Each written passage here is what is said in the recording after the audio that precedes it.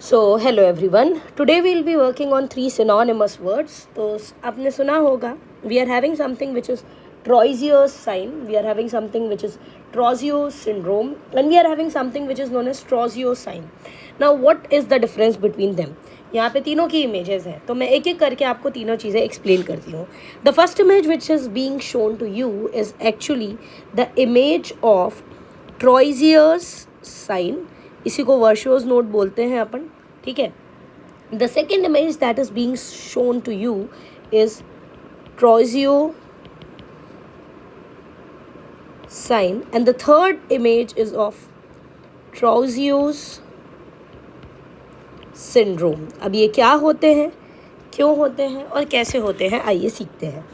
सबसे पहले हम बात करेंगे ट्राउजियोस साइन की. अब मैं ट्राउजियोस साइन की बात करूँ तो this is basically use to diagnose latent tetany, ठीक है, या I should rather say latent hypocalcaemia. अब हाइपोकैल्सीमिया कोई भी वो कंडीशन है जब हमारा blood calcium level less than 8.5 gram per decilitre हो जाए. So what is this condition, let me explain you that.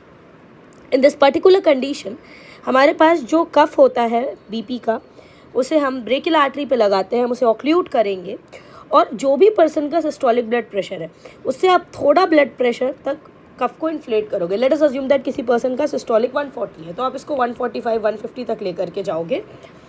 Inflate करने के बाद आप इसे 3 मिनट तक इन्फ्लेटेड रखोगे. आपको कैरेक्टरिस्टिकली 4 एक्शन मिलेंगे. वो कौन से 4 एक्शन है, late me explain you this. The first action that you will be getting is number 1 flexion at the level of wrist. तो रिस्ट के लेवल पे आपको फ्लेक्शन मिलेगा, number 1.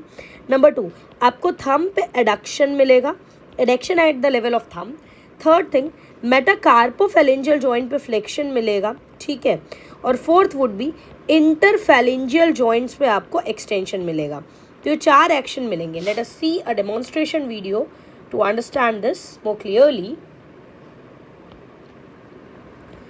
So you can see in this image the cuff is being inflated to more than systolic blood pressure, and you can see the carpopedal spasm over here.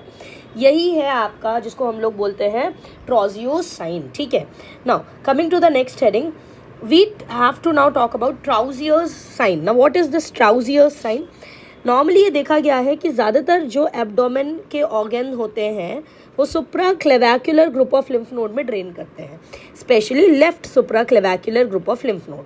तो normally ये जो sign है ये हमें abdominal malignancies के case में मिलता है. स्पेसिफिकली आपने गैस्ट्रिक कैंसर पढ़ा होगा, तो गैस्ट्रिक कैंसर में ये साइन मिलता है क्योंकि इनका metastasis left supra clavicular group of lymph node में हो जाता है.